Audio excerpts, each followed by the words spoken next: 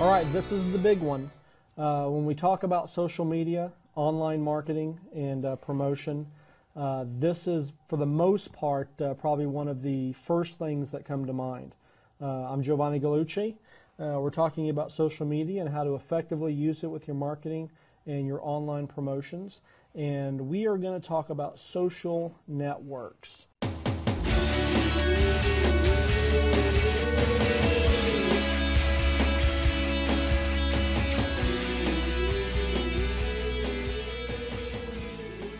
Let's talk about using community to build trust.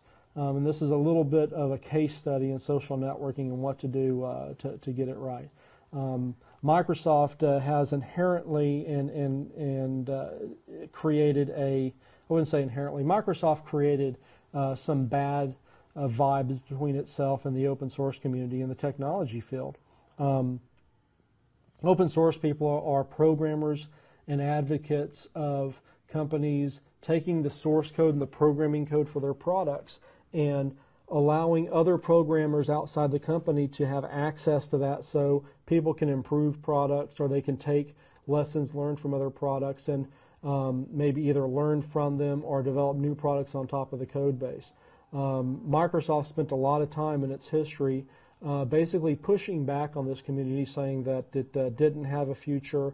It wasn't relevant to the marketplace, saying a lot of disparaging things about people within the industry, and found itself in a bit of hot water because a lot of folks that use the Microsoft tools and program with their tools also are members of the open source community. So eventually Microsoft decided that it was time for them to engage with this market and to start talking to these people to see how it could, improve its name and its brand with this very important group of programmers, but also participate within the community.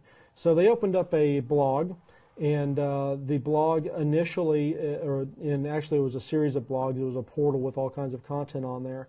It was called Port 25, and don't worry about the reason why, it's just called Port 25.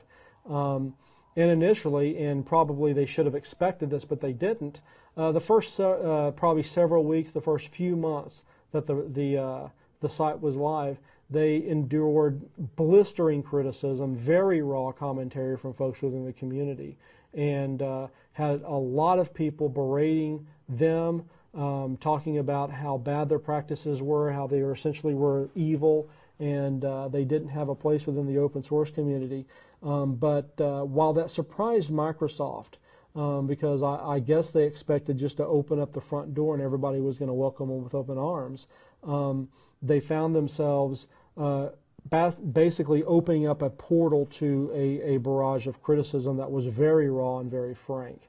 Microsoft, to its credit, looked at the situation it was in and realized that it had an opportunity, if it played its cards right, to go ahead and weather the storm and to go ahead and develop good communications and good relationships with folks within the community.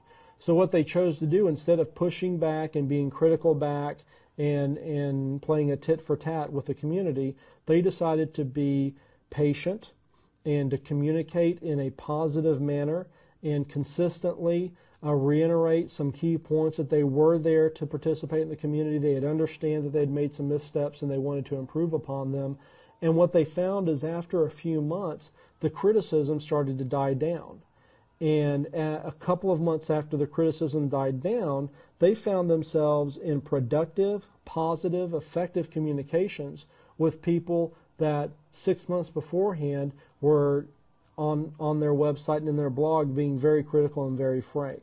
And if you go and you do any research on social networking and community building and look at Microsoft's case study with the Port 25 website, you'll find a fantastic case study of a company who looked at a situation. They knew that they wanted to be a part of this and that social networking and social media was a great tool to do that.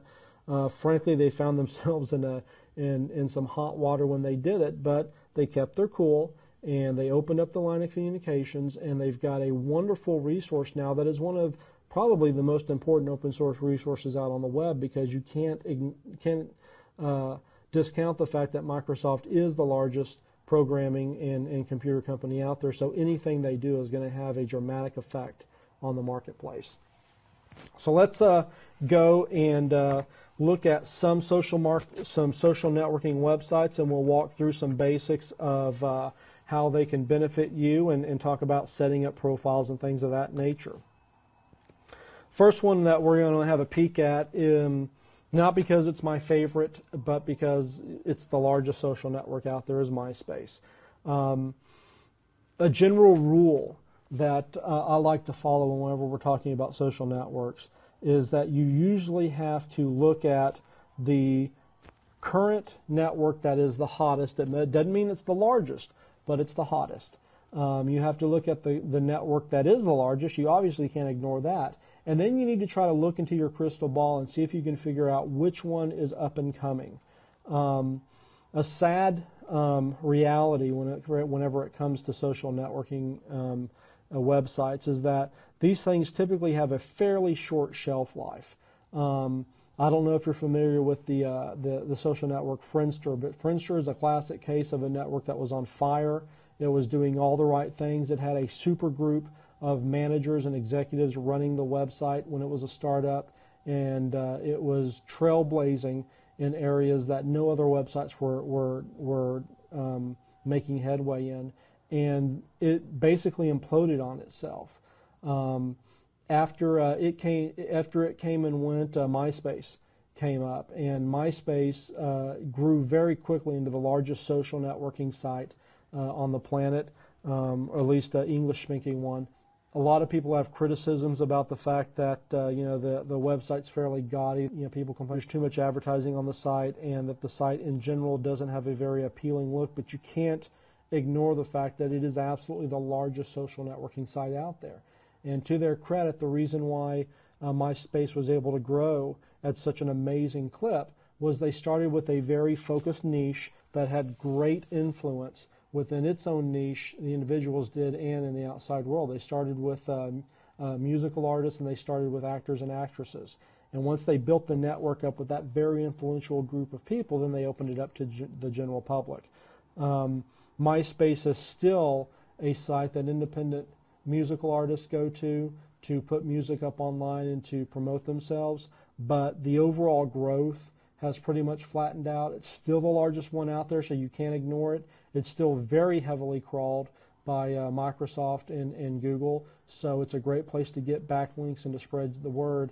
But I would assume that sometime, maybe in 2008, 2009, it may really lose a lot of its attraction when it comes to online marketing, because at some point in time, if the trend doesn't change, then it's going to basically become insignificant to the overall marketplace.